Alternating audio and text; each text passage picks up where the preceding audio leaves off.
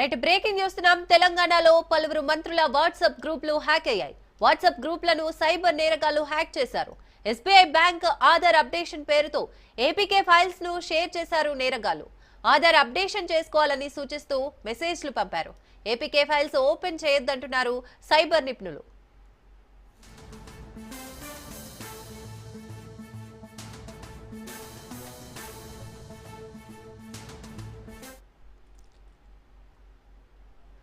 తెలంగాణలో పలువురు మంత్రుల వాట్సాప్ గ్రూపులు హ్యాక్ అయ్యాయి. వాట్సాప్ గ్రూపులను సైబర్ నేరగాళ్లు హ్యాక్ చేశారు.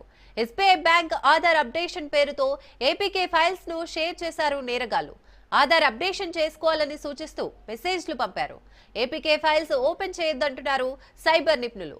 ఇదే అంశానికి సంబంధించి మరింత సమాచారం మా ప్రతినిధి సునీల్ అందిస్తారు. సునీల్, తెలంగాణ రాష్ట్రానికి చెందినటువంటి పలువురు అధికారులు, మరోవైపు జర్నలిస్టులు, మంత్రులు సంబంధించినటువంటి వాట్సాప్ గ్రూపులు మొత్తం కూడా హ్యాక్ చేయడం జరిగింది.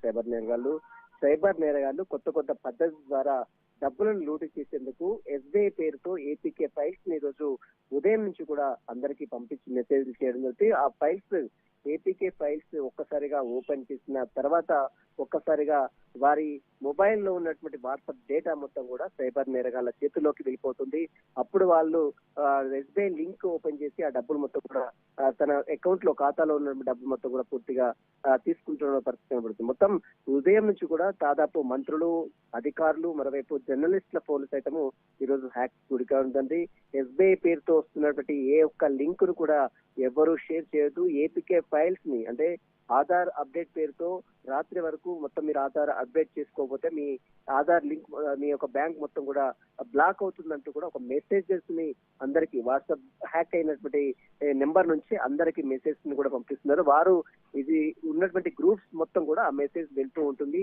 ఆ ఎస్బీఐ సింబల్ తో, ఎస్బీఐ ఎన్రోల్మెంట్ తో అంటే ఆ చిహ్నంతో మొత్తం కూడా ఆ వాట్సాప్ గ్రూప్లకి వారు ఉన్నటువంటి అన్ని గ్రూప్లకు అది షేర్ కావడం జరుగుతుంది. దీంతో ఆ లింక్ ను ఒక్కసారిగా ఓపెన్ చేస్తున్నటువంటి వారందరూ కూడా ఖచ్చితంగా వారు ఉన్నటువంటి అకౌంట్ లో ఉన్నటువంటి డబ్బులు మొత్తం కూడా సైబర్ నేరగాళ్లు కాజేస్తున్నటువంటి పరిస్థితి మొత్తం తెలంగాణ రాష్ట్ర వ్యాప్తంగా ఇలాంటి లింక్స్ ఉదయం నుంచి కూడా వస్తుంది. ఎవరు కూడా ఆ లింక్స్ ను ఓపెన్ చేయొద్దంటూ కూడా పోలీసులు హెచ్చరికలు కూడా జారీ చేస్తున్నారు.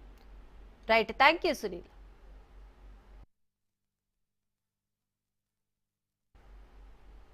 Kiwi bulletin update, stay tune to Raj news.